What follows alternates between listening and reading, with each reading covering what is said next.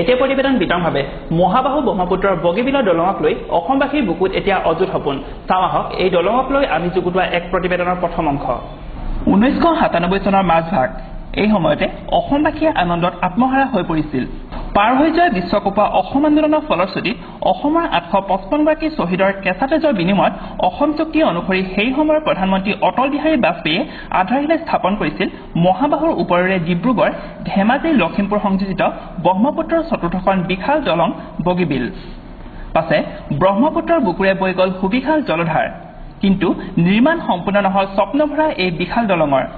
প্ৰথমেই শুনিলো আহক এই দলঙৰ কৃতিত্বত অন্যতম অংশীদাৰ সদৌ অসম ছাত্ৰ সন্থাৰ ডিব্ৰুগড় জিলাৰ সমিতিৰ সাধাৰণ সম্পাদক শংকৰ বৰুৱাৰ মনৰ খেদ। ডিব্ৰুগড়, ধেমাজি, লখিমপুৰ সংযোগী যি বগীবিল দলঙৰ কাম নিৰ্মাণ হৈ আছে, এই কাম আমি বহুদিনৰ পৰা আমি ছাত্ৰ সন্থাই কৈ আছো যে কামৰ অগ্ৰগতি হ'ব লাগে, কাম অতি সোনকালে এই দলংখন নিৰ্মাণ হ'ব লাগে, কিন্তু অসম চৰকাৰ কেতিয়াও গা লৰা নাছিল। পৰৱৰ্তী পৰ্যায়ত যেতিয়া অসমত বিজেপি চৰকাৰ আহিল, বিজেপি চৰকাৰে আমি ৰাইজে ভাবিছিলো যে দলঙৰ কাম অগ্ৰগতি হ'ব আৰু নিৰ্মীয়মান এই দলংখনৰ কাম অতি সোনকালে সম্পূৰ্ণ হ'ব। কিন্তু আমি এই সময়ত দেখিবলৈ পাইছো যে কিছুদিনৰ আগলৈকে দলংখনৰ কামৰ গতি তীব্ৰ হৈছিল যদিও বৰ্তমান পৰ্যায়ত কিন্তু যি কামৰ গতি চলি আছে, কামৰ গতি কিন্তু অতি নিম্নমানৰ। প্ৰথম অৱস্থাত গেমন ইণ্ডিয়া লিমিটেডে যি কাম কৰিছিল, তেওঁলোকৰ কাম নিম্নমান হোৱাৰ বাবে চৰকাৰে ব্লেক লিষ্টেড কৰিছে। তাৰ পৰৱৰ্তী পৰ্যায়ত HCC হিন্দুস্তান কনষ্ট্ৰাকশ্যন কৰ্পৰেশ্যন লিমিটেডক তেওঁলোকে কামটো দিছে। কামটো দিয়াৰ পিছতো কিন্তু আমি দেখিবলৈ পাইছো যে HCC কোনো কামৰ তেওঁলোকৰ মানদণ্ড একেবাৰে নিম্নৰ, লগতে তেওঁলোকৰ যিবিলাক শ্ৰমিক আছে, শ্ৰমিকবিলাকৰ কিন্তু নিৰাপত্তা নাই একদম। তেওঁলোকে নিৰাপত্তাহীনতাত শ্ৰমিকসকলে ভুগিছে, নিৰাপত্তা নোহোৱাকৈ শ্ৰমিকসকলক কাম কৰা আছে।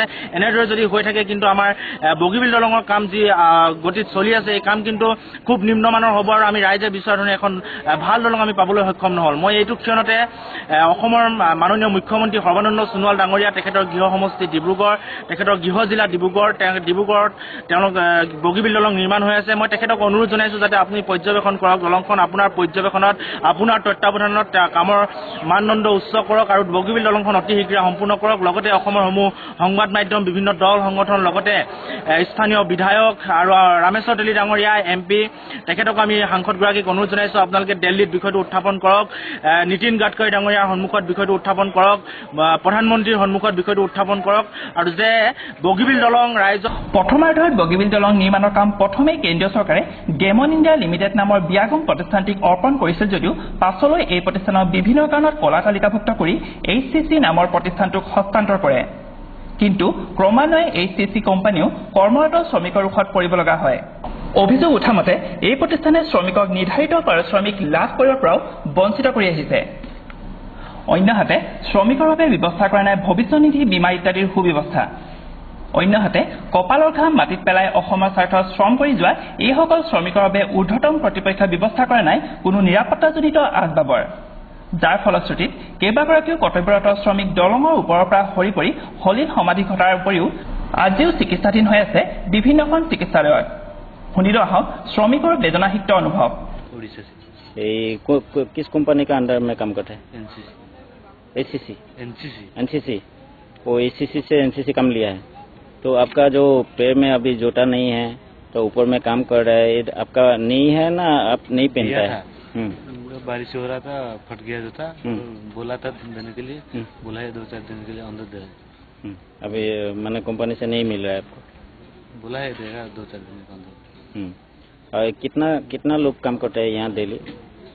100-150 काम कर 100-150 डेली काम करता है। 5 साल उसको कंपनी जूता देता है, हमारा 12-13-14 हजार है, तो हम जूता कहाँ से लेकर आएगा? 3 महीने के बाद पेमेंट होता है, 3 महीने के बाद जूता खरीदेगा, घर में पैसा भेजेगा। तो 3 महीने का अंदर में कुछ हो गया, पेमेंट लग गया, कुछ शूट लग गया, कुछ लग गया? हाँ, वो तो अगर लग गया बैठेगा तो कंपनी देती है, प्रेजेंट देती है, तो ऐसे जूता नहीं देगी, प्रेजेंट देगी। मतलब जूता के लिए आपको हल्ला करना पड़ता है? क्या करेगा सर, हल्ला इतनी दूर से आया है, हम हल्ला कर सकता है नहीं ना। हम क्या करेगा, हमको भी काम से मतलब है, हम तो देखेगा इतनी दूर से आया है, बीवी बच्चों को छोड़ के काम तो करना ही है। নাই তেনেকৈ ছাৰ আজিলৈকে আমি পোৱা নাই দেই, বেছি দিন হোৱা নাই, তথাপিতো মানে আমি যিদিনাৰ পৰা কৰিছোঁ এইদিনাৰ পৰা আমি মাত্ৰ হেলমেট দিছে আৰু আজি আৰু সেফটি একো মানে জোতা দিয়া নাই, কালি হেলমেট দিছে আমাক। তাৰপাছত আপুনি কিমান দিন কাম কৰাৰ পাছত এই হেলমেটটো পাবলৈ সক্ষম হ'ল? এইটো হৈ গ'ল বাৰু আমাৰ কৰোঁতে 15-20 দিনৰ পাছত পাইছে।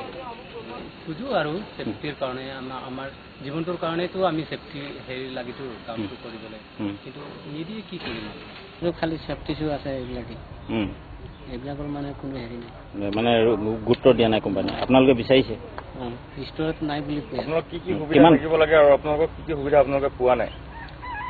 মানে এইটোৱে ছেফটি শ্বু আৰু যি হেৰি আছে এইবিলাকতো আছেই, আৰু লেনদেন চেনদেন সেইবিলাকতো আছে, এইবিলাকতো হেৰি নাই, সেইবিলাকো ভাল নাই ন? নাই। টকা পইচা আপোনালোকৰ দৰমহা পাতি সময়মতে নিদিয়ে? আপোনালোকে পাইছা নাই? এইবিলাকো পোৱা নাই, এইবিলাক একো গুৰুত্ব নিদিয়ে ইহঁতে, আৰু কোনেও নিদিয়ে, আমি ইহঁতে নকৰে আৰু কোনেও একো নকৰে। আপোনাৰ কিমান দিন হ'ল ইয়াত চাকৰি কৰা? কিমান বছৰ হ'ল? 2 বছৰ হৈ গ'ল। মানে 2 মাহ কৰিলেহে পেমেণ্ট পোৱা যায়।